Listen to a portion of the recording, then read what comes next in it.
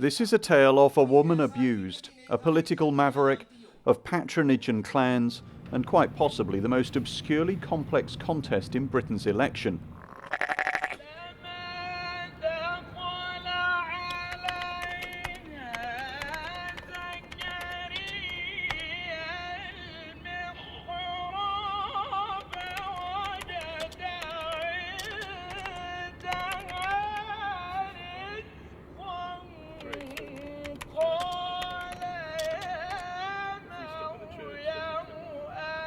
OK, I'll send them over and you can introduce yourselves. Well, this is Naz Shah. She's the Labour Party candidate here.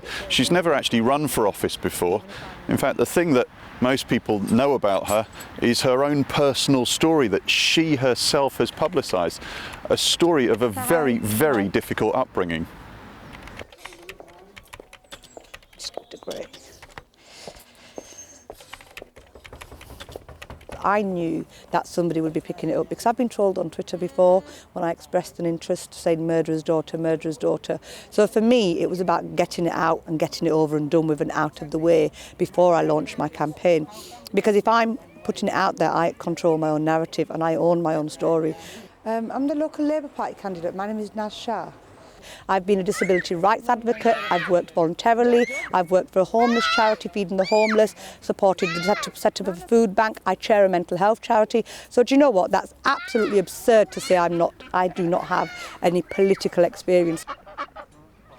But Naz Shah's selection for Bradford West is mired in controversy because she was eventually chosen by the National Labour Party after all sorts of rumours swirled around this city about how the original selection process had been sabotaged by the local Pakistani clan politics which had grown out of the Biradari system.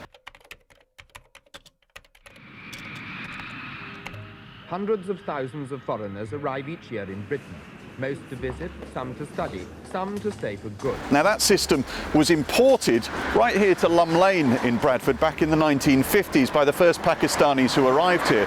But over the decades it's been exploited both by the clans and the British political party system.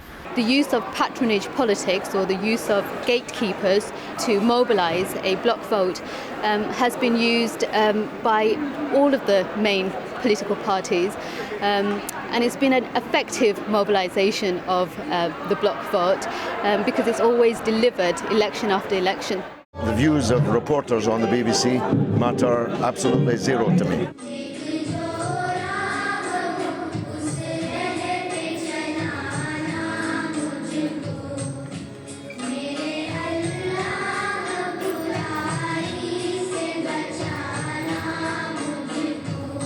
Please put your hands together for George Galloway.